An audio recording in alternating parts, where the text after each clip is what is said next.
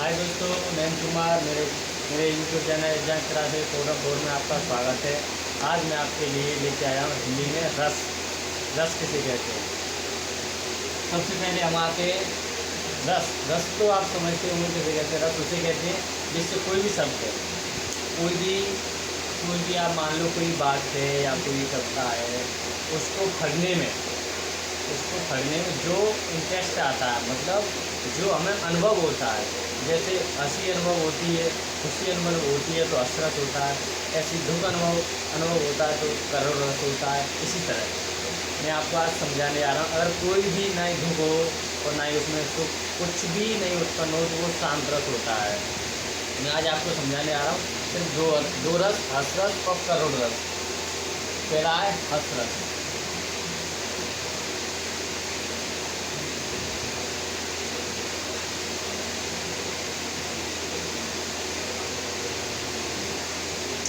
ये high school के लिए होते हैं, ये हाई स्कूल वालों के लिए भी है। मैं हाई स्कूल वालों के लिए पहली बार तो मैं हाई स्कूल वालों के लिए करा रहा हूँ, जो हाई स्कूल में पढ़ रहे हैं, जो इस साल हाई स्कूल में आए हैं और जिन्हें हाई स्कूल के पेपर देने हैं, उनके लिए हाई स्कूल में करा रहा हूँ। ये 2 नंबर का आता है हाई स्कूल में, शायद 2 ही नंबर के आते हैं। सिर्फ 2 ही रस पूछे जाते हैं हाई स्कूल में, एक करुण रस और एक हसरस। तो हसरस आप समझिए पहले। हसरस क्या होता है? हसरस वह होता है जिसमें किसी भी कविता को पढ़ने में, किसी कहानी को पढ़ने में जो हंसी उत्पन्न होती है उसे हसरस कहा जाता है। जिसमें हंसी उत्पन्न होती है उसे हसरस कहा जाता है। इसकी परिभाषा है, हसरस की परिभाषा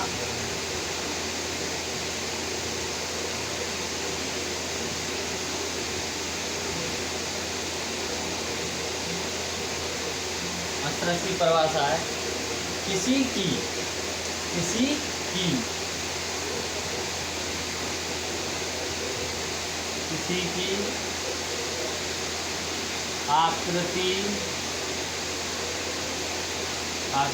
आकृति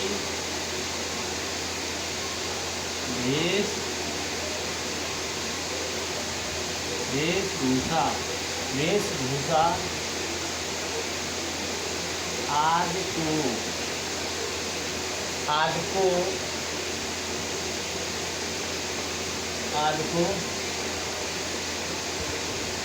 देख कर जो मन में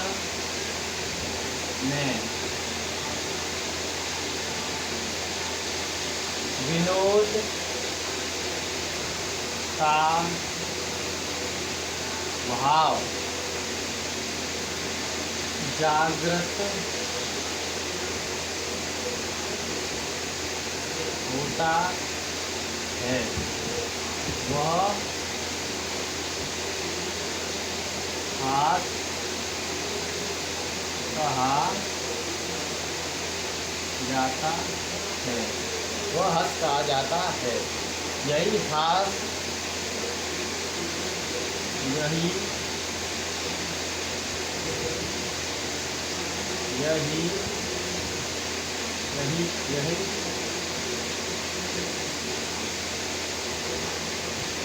यही हास जब द्वारा से किसी की आकृति वेशभूषा आदि को देखकर जो मन में विनोद का भाव जागृत होता है वह हास कहा जाता है। यही हास जब विभव यही हास जब विभव अनुभव तथा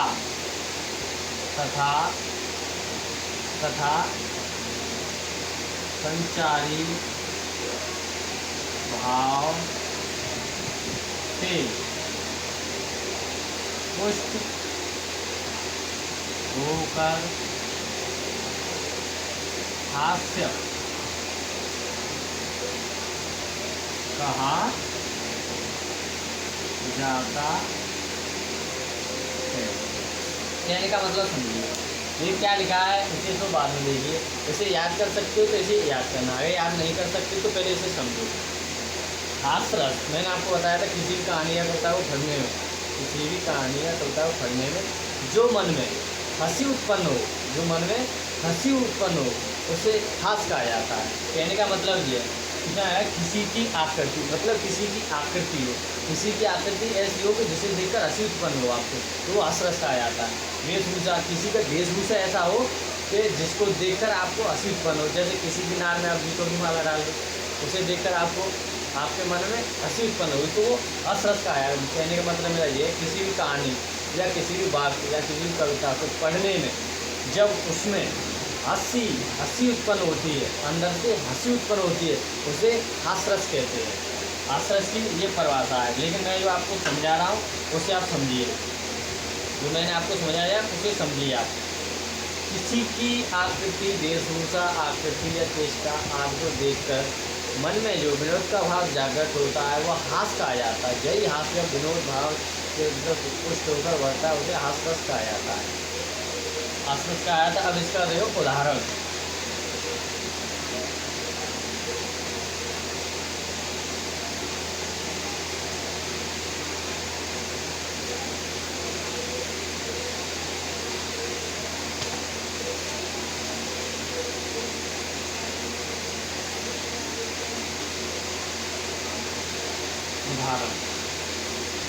जैसे आपकी किताब में तो ये दिया है कि शीश पर गंगा, शीश पर गंगा, हंसे हंसनी भुजंगा, हंसे हासी को दंगा, भयो नंगा गया में दंगा। कुछ भी चलो, तो ये है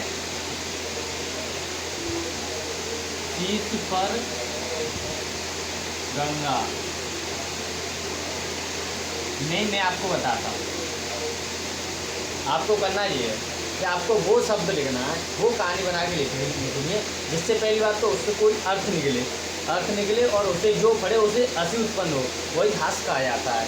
और उसमें ये नहीं देखा जाता परीक्षा में कि आपने वही सेम लिखा है या नहीं, लेकिन टीचर जो होते हैं उनके मन में बस ये होना चाहिए कि बच्चे ने कुछ सीखा है या नहीं, या रटे फिर रहा है सारा, मतलब बिल्कुल सीखा हुआ होना चाहिए कि सीखा है या नहीं, तो उन्हें भी लगे कि हाँ इन्होंने कुछ सीखा है। तो मैं आपको बता रहा हूँ उदाहरण क्या है। जैसे आप मान लीजिए कि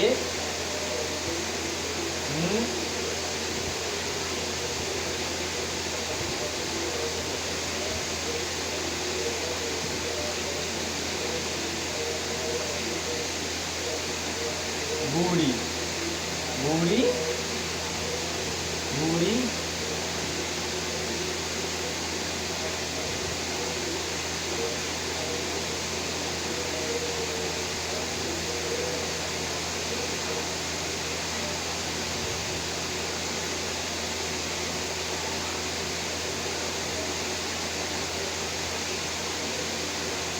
अब मान लीजिए जैसे बूढ़ी डोगरी बचपन में मर गई, तो इसमें आपको हंसी उत्पन्न जरूर हो रही होगी, क्योंकि बूढ़ी डोगरी बचपन में कैसे मर सकती है, तो इसमें आपको जरूर हंसी उत्पन्न होगी। तो ये आपका मैंने बनाया सर, ये आपका हो गया उदाहरण। तो आप ऐसा उदाहरण बनाए जैसे पहले बात तो कोई अर्थ निकले और उससे हंसी उत्पन्न हो।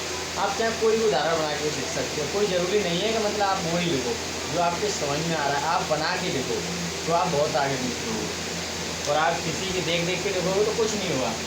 जैसे बूढ़ी डोगरी बचपन में मर गई, सबसे छोटा उदाहरण है, इसे कर लेना।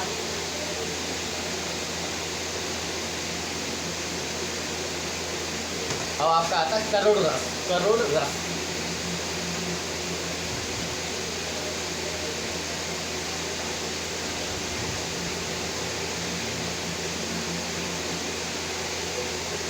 ये आपका होगा करोड़ रस।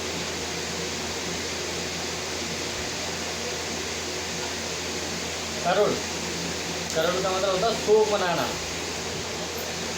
करोड़ का मतलब होता है शोक मनाना। जैसे कोई भी कहानी आप पढ़ रहे हो तो उसमें कोई ऐसी बात आ जाए जिसकी वजह से आपके अंदर दुख पैदा हो, उसे ही बस करोड़ रस कहते हैं, शोक मनाना।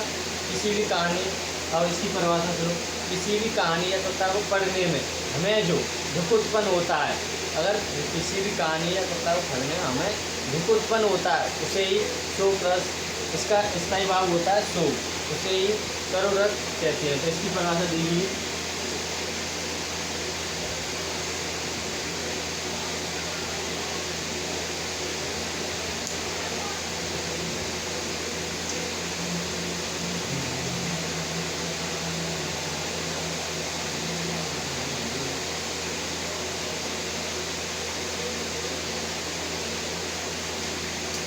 ये किसी भी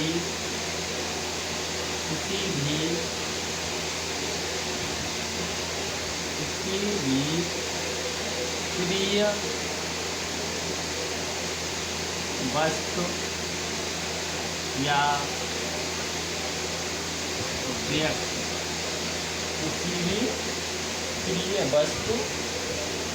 किसी भी प्रिय वस्तु या व्यक्ति आदि को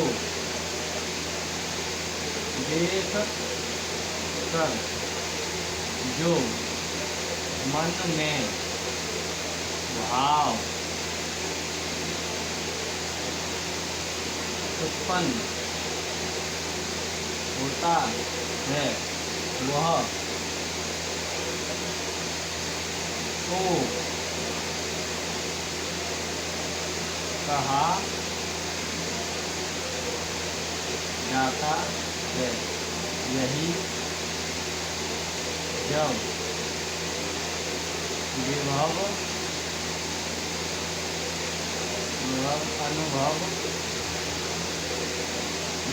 अनुभव संचारी भाव से पुष्ट होकर करोड़ रस कहलाता है। किसी भी प्रिय वस्तु, जैसे आपकी कोई प्रिय वस्तु है, मान लीजिए आपकी कोई भी प्रिय वस्तु, आप अपने ऊपर सोचिए ना, आपकी कोई प्रिय वस्तु है वो खो जाए तो आपको कैसा लगेगा? आपको दुख उत्पन्न होगा। जैसे आपकी कोई प्रिय वस्तु है वो खो जाए तो आपको कैसा लगेगा? दुख उत्पन्न होगा कि नहीं होगा? होगा। तो वही क्या है? करुण रस है। और उसके बाद देखो, आदि को देखकर जो मन में भाव मतलब मन में जो भाव उत्पन्न होता है, मन में जो विचार आते हैं वही भाव देते हैं, भाव उत्पन्न होता है, वह शोक कहा जाता है। यही जब विभव अनुभव संचारी भाव से पुष्ट होकर करुण रस कहलाता है। अब इनके आते हैं उदाहरण। कहाँ रख दिया?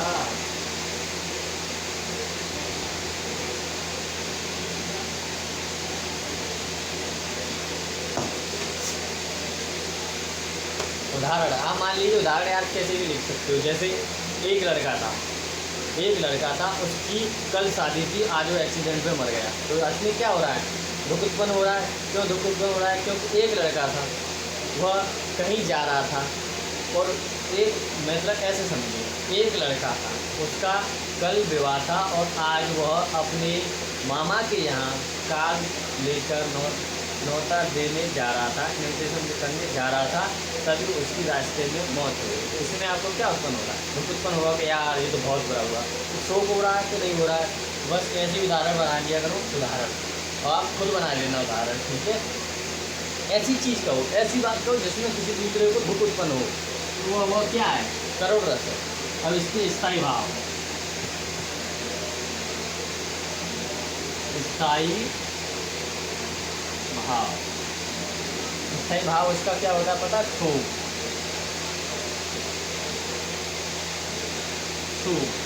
ये करुण रस का स्थायी भाव है। और ये हास्यरस का करुण रस, हास्यरस का स्थायी भाव है हाँ, ये होते हैं स्थायी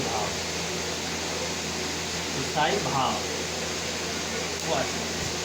अगर मेरी वीडियो अच्छी लगी हो तो आगे शेयर जरूर करना और मेरे चैनल को सब्सक्राइब जरूर करना।